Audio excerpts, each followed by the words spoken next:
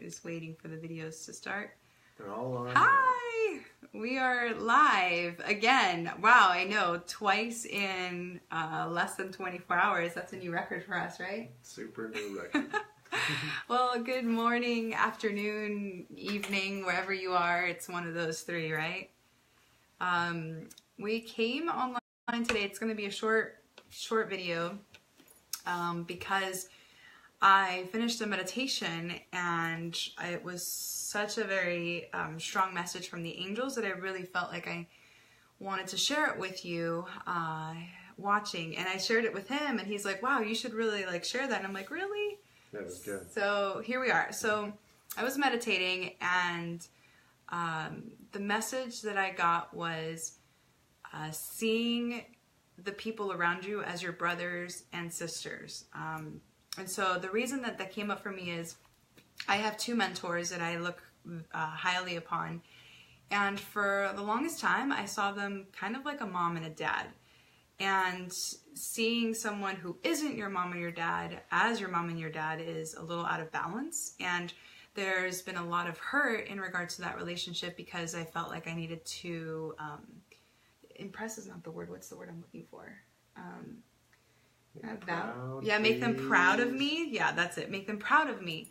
And so in the meditation, they popped up in my mind's eye, and I heard the angel say, look at them as your brother and sister, not as a parent or someone you need to make proud, because in reality, the things that we do would be best to make ourselves proud, right? You had said a different way. How did you say it? Like, yeah, you strive to, that was basically it.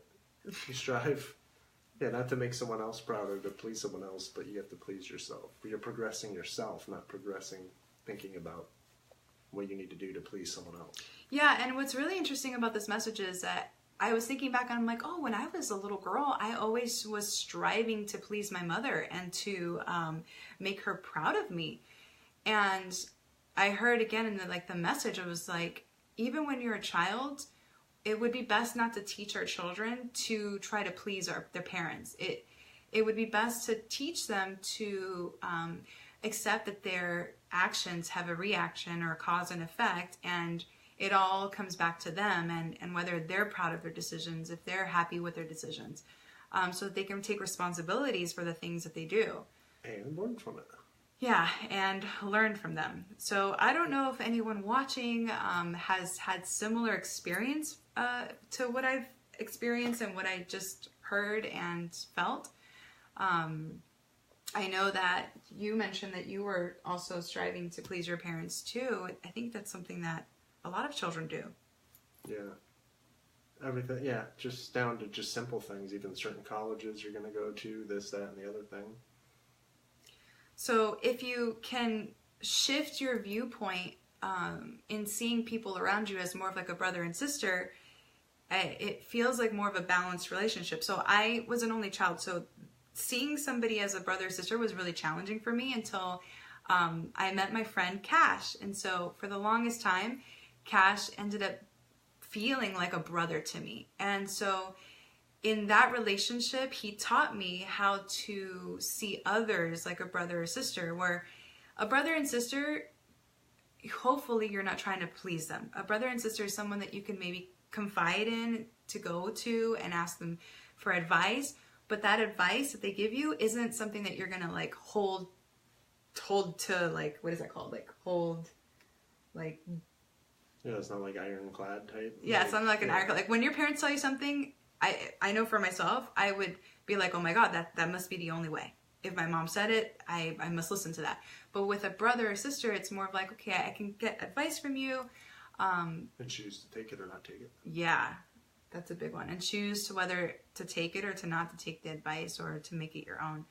And so even with mentors out there, so there are a lot of gurus and mentors and people who we tend to look up to, especially even as a healer. I look up to a lot of other healers, and it can become a little fuzzy where you're like, oh, I want to make them proud, or I want to show them that I can do something amazing too.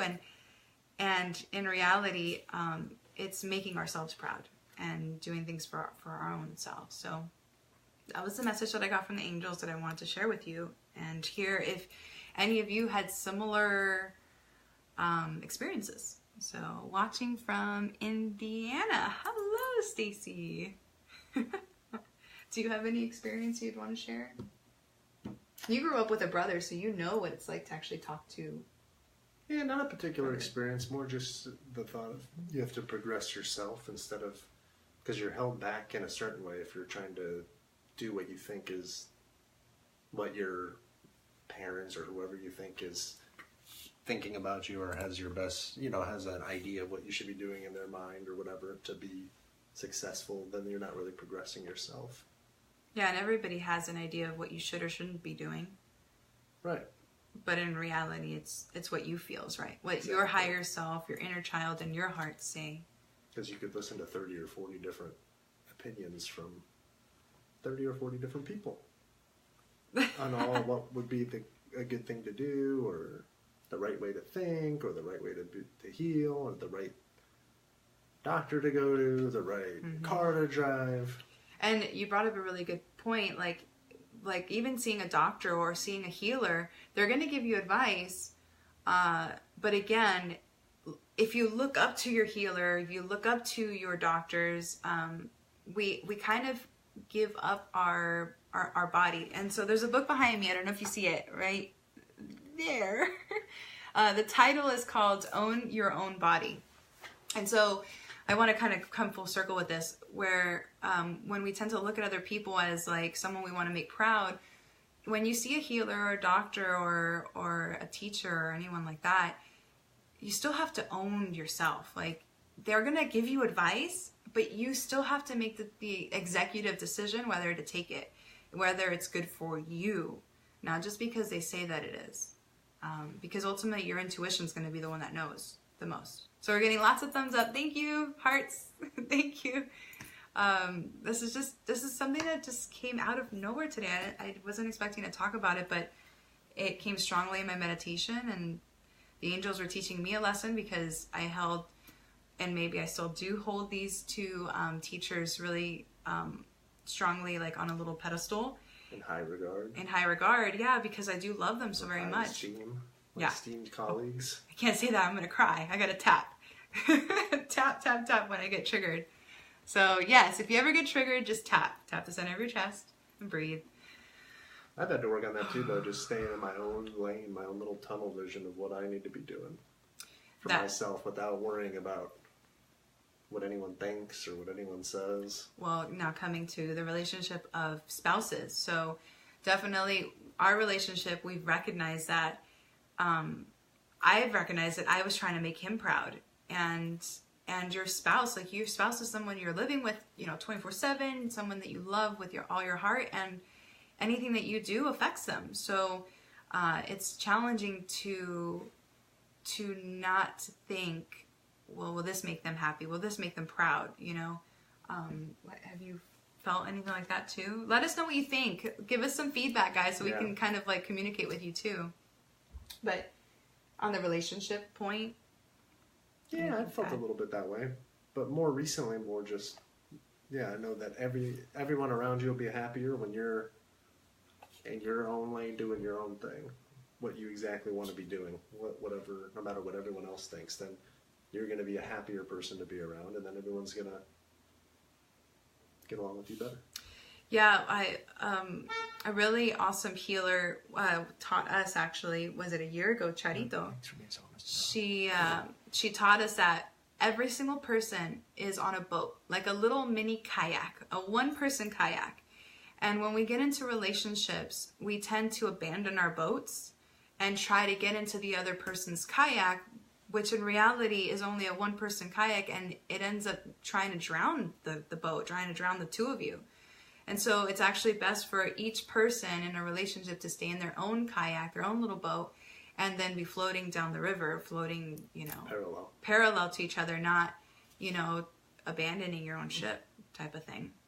So, let's see, it taught me tapping technique. Yes, I love tapping. It's one of the modalities that I use with my clients, and obviously for myself, because I'm human and I get triggered. And it's definitely helped me move a lot of old stagnant, old energy out, old emotions and traumas. So I highly recommend the emotional freedom technique. But even when you get, so even my picture, I have a big picture up there. On Instagram, you can see it. You can't see it on Facebook though. So yeah, what's your input on that? I'm talking a lot. I apologize. Yeah, that's okay. You had the experience. Thanks. What, on which part? This last part now? Whichever. That's my input? Yeah, whatever you want to put in. I was just in agreement with your vision that you had. That was pretty much all I had to say. I mean, that's the way I view it too. Yeah. Has anyone else had a similar experience? We'd like to hear from you. I've had 1,000 experiences. I can't really pinpoint one. I just know now the idea is to just be in your own thing with also coexisting, but also just kind of doing what you got to do. So if you just joined us, the message that I received from the angels today during my meditation was that it would be best to view all the people around you as a brother or sister, like level, I should say.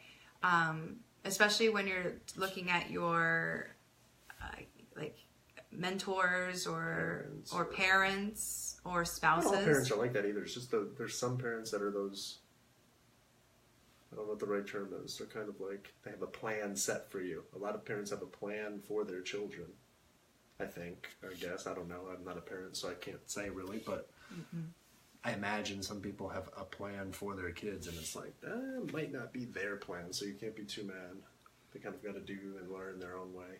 Yeah, and when I was thinking about being a child and trying to please my mom, because she was in this high level and not in a brother-sister level, it could be really challenging. It could be super challenging to, be a parent and teach your child to hold their own decisions accountable, especially at a young age. And then also to be a child and learn that your parent, I don't know. I'm not a mom yet, so I don't really know.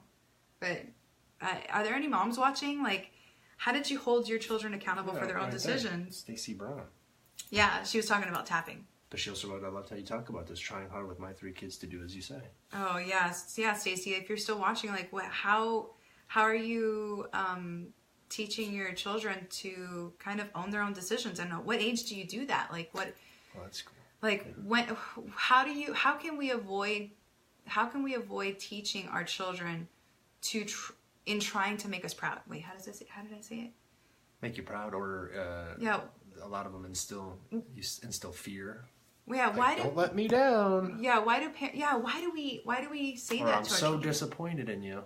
Ugh, those are the worst words. I never wanted to hear my mom say. You're like, no, I should be disappointed in myself. I'm not disappointed. I mean, I guess you're at a certain age, but... Oh, I'll tell you one story. I remember when I was in middle school, and I had gotten... No, I was in 5th grade. I was in 5th grade, so that's pretty young. I remember that's good. I got a C. I was a straight A student, and I got a C, my very first C. And I remember... I remember going home and my mom was in the kitchen. I remember exactly where I was standing in the kitchen, where she was standing. It was just very like a traumatic experience for me. And she was just like crying. And I was like, why is she crying over a C? Like, I didn't understand. And then she's like, I'm just so disappointed. It's so disappointing. And then that just like, oh my God, it triggered me. Made you feel bad? That made me feel bad. Like, how can you messed up somehow or something? Yeah. And I'm like, oh, I got a C. I passed. Like, it wasn't an A. It wasn't as great as before, but... Well, I was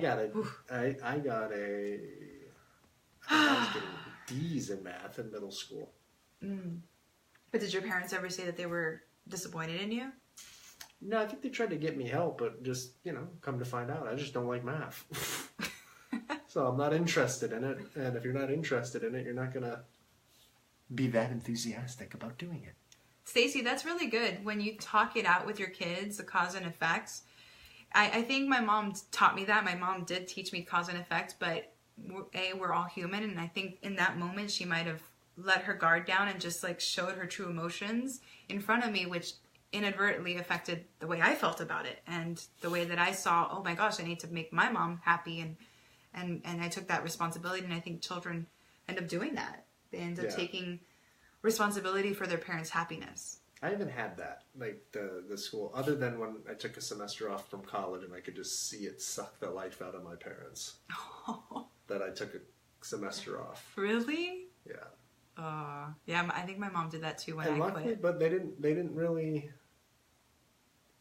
to their credit, they didn't really make me feel too bad about it. Other than you could also kind of sense it though. They're like, they want you to go back.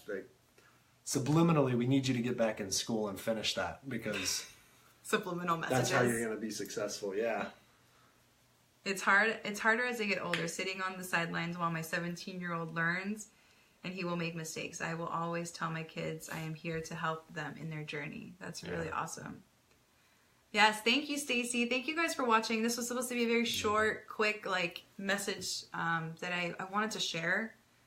So if this helps any of you in any way, please message. Let us know. I think moving forward, I'm going to try to see everyone as a brother or sister, and I can recognize when I do end up putting people on pedestals, because anytime you put someone on a pedestal, they're bound to fall, right? And then you have that heartache, especially something that I've experienced, a heartache in that situation. So, yeah, it's a really interesting message I got. Yeah, that's good. It's tricky, still learning, but I have raised my daughter, needs a lot of attention. I use positive words to help her. They make her proud of herself. You come in a long way. I know it's hard. Keeping going. You're smart. Very good. Cool. Yeah, Heather. Yeah, thank you for sharing. Thank you, guys. Anything else you want to add? I don't think so. We're about to drive to San Diego to go to Cafe Gratitude. Oh, so delicious. If you're ever in Venice, there's one in Venice and there's one in San Diego. Is there any other ones? Newport Beach, downtown LA. Yeah, Cafe Gratitude is amazing. Check it out. If you have found this video helpful, please give thumbs up, hearts, and keep a lookout. We are doing our live events again, sometimes on the fly like this, but normally on a weekly basis. We just kind of go with the flow. And if you're interested in working with me as a practitioner, I can help walk with you down your journey utilizing naturopathy, emotional freedom technique, also known as tapping, and flower essences. Those are the 3 modalities that I use. You can make a free discovery chat with me to see if it's a good fit for you and for me, and if you want to continue or move forward with me. So the link will be above or below, depending on the sides. I don't know. You can check out my website, flowernicholle.com, FLOWERNICHOLLE.com. So thank you for joining us, taking the time. Bye, we're hungry. Bye.